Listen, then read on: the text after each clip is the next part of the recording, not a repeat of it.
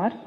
Ես շատ հակիրճ կփորձեմ ներկայացնել Չինաստանի կարևոր դերակատարությունը մեկ գոտի մեկ ճանապարհ նախագծում եւ ընդհանուր տարածաշրջանային բոլոր հարցերում որպես խաղաղության օրակարգ ապահովող գերտերություն, ինչպես նաեւ կներկայացնեմ շատ հակիրճ, թե ինչպիսի կարևորագույն համաձայնագրերի շրջանակում ենք կարողացել դառնալ գոտի եւ ճանապարհ մեգանախագծի անդամ եւ ինչ հնարավորություն է սա մեզ ընձեռելու։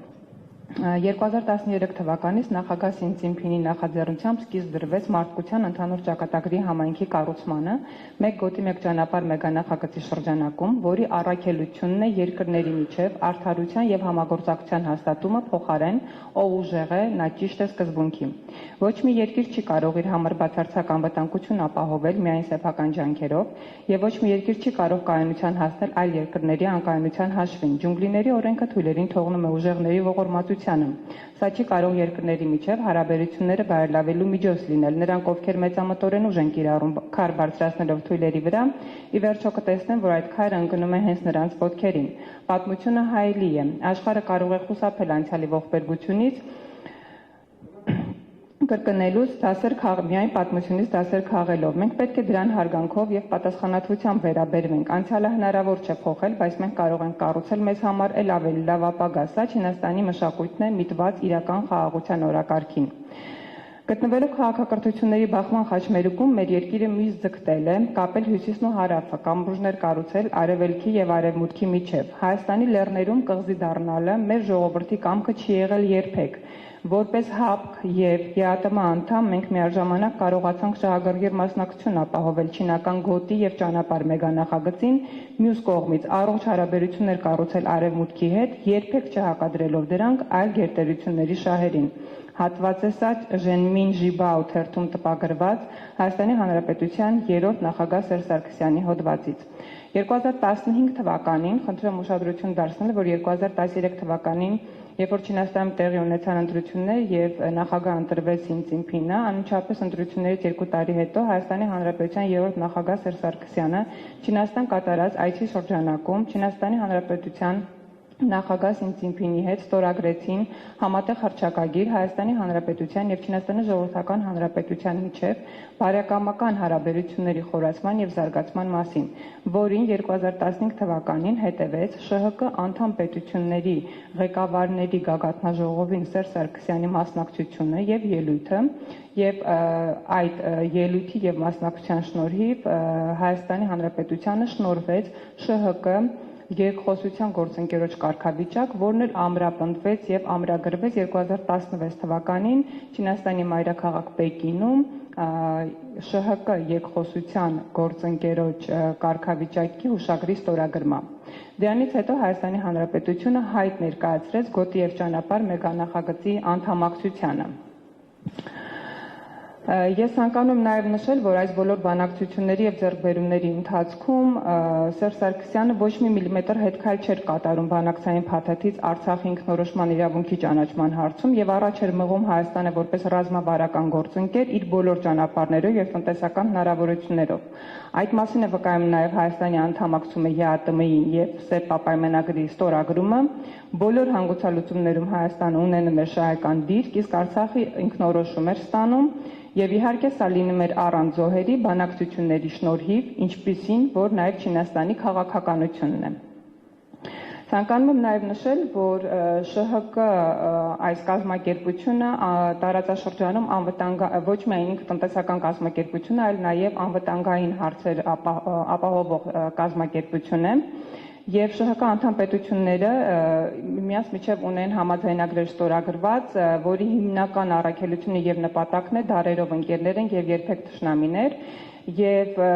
Չինաստանը իր վարած քաղաքականության շնորհիվ կարողանում է ՇՀԿ անդամ պետությունների միջև սահմանները վերածել բարեկամության, համագործակցության եւ գոտի եւ ճանապարհ այս մեգանախագիծը, որը սկիզբ է առնում Չինաստանից, անցնելով ՇՀԿ անդամ պետությունների տարածքներով, արդեն կազմում է շուրջ 14000 կիլոմետր, կատարվել են 110,000 միջազգային երկաթուղային բեռնափոխադրումներ եւ առևտրային կուտակային ծավալը Չինաստանի եւ ՇՀԿ անդամ պետությունների միջև կազմում է $2.3 տրիլիոն։ 2025 թվականի սեպտեմբերի 1-ին Չինաստանում ՇՀԿ անդամ բոլոր պետությունները ստորագրեցին Թիանցինի հռչակագիրը եւ հիմք դրեցին ֆաշիզմի դեմ համատեղ պայքարին։ Սա Չինաստանի որդեգրած քաղաքականությունն է ապահովել գոտի եւ ճանապարհ մեգանախագծի միջոցով իրական խաղաղություն ամբողջ աշխարհում։ Պայքարելով ֆաշիզմի դեմ եւ լինելով իրական խաղաղության ջատագով եւ իրականացնող Չինաստանը շատ լավ հասկանում է նաեւ Հարավային Կովկասի աշխարհաքաղաքական իրողությունները եւ կասկածից վեր է, որ Պեկինը շահագրգռված է մեր տարածաշրջանում խաղաղությանն ու զարգացմանը միտված միջազգային նախագծեր իրականացնելուն, որոնք ուղղված չեն Հայաստանի մեկուսացմանը։ Այս առումով չափազանց կարևոր է Հյուսիս-Հարավ ծրագրի շրջանակներում Հայաստանի եւ Չինաստանի միջև համագործակցության հարուստ փորձը, որը պետք է խթան դառնա մեր տարածաշրջանում տրանսպորտային կապերի ամրապնդման Չինաստանի ջանքերին նոր թափ հաղորդելու համար։ Հայաստանը պետք է վերադառնա մեկ գոտի մեկ ճանապարհ նախաձեռնություն, վերածվելով նաեւ տարածաշրջանում անշրջելի խաղաղության հաստատման հիմնաքարին։ Հայաստանը երբ դառնա մեկ ճանապարհ մեկ գոտի լիարժեք մեգանախագծի մաս, աշխարհագրական դիրքի շնորհիվ հնարավոր կդարձնեն նաև Պարսից ծոց-Սևծով հյուսիս-հարավ տրանսպորտային հաղորդակցությունները, որոնք կլինեն տնտեսապես առավել մատչելի եւ կապահովեն տարածաշրջանային անվտանգությունը։ Ինչպես արդեն պարոն Մինասյանը նշեց, այս մեգածրագրի շրջանակում ամենակարևոր հատվածը այս պահին կազմում է Հայաստան-Իրան ուրեմն նոր երկաթգծի կառուցումը, որը պետք է ապահովի եւ Իրանի տարածաշրջանով դուրս գալով միանալով գոտի եւ ճանապարհ մեգանախագծին Չինաստանից Իրանի տարածքով եւ Հայաստանի միջոցով բեռների արտահանմանը դեպի Եվրոպա։ Հայաստանի տարածքով այս մեգածրագրի շրջանակում արտահանումը եւ կապը Չինաստանի եւ Եվրոպայի միջև շատ առավել մատչելի է Չինաստանի եւ ՇՀԿ անդամ մյուս պետությունների համար, քանի որ ամբողջությամբ ցամաքային ճանապարհներ է ապահովում, ծովային ճանապարհներից զուրկ է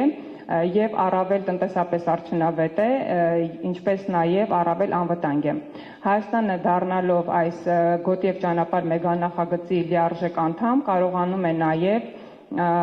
տարածաշրջանում իր կապը չխզել հյուսիս-հարավ ճանապարհի միջոցով նաեւ Իրանի հետ, որը որ շատ կարեւոր եւ ռազմավարական նշանակություն ունի Հայաստանի համար, ինչպես նաեւ Ռուսաստանի Դաշնության հետ եւ ձեռք բերելով նոր տնտեսական համագործակցության կապեր եւ նոր ճանապարհային հնարավորություններ Չինաստանի հետ կարողանում է նաեւ դրանով զարգացնել տնտեսությունը։ Եվ վերջում կարող եմ հավելել, որ Հայաստան-Իրան այս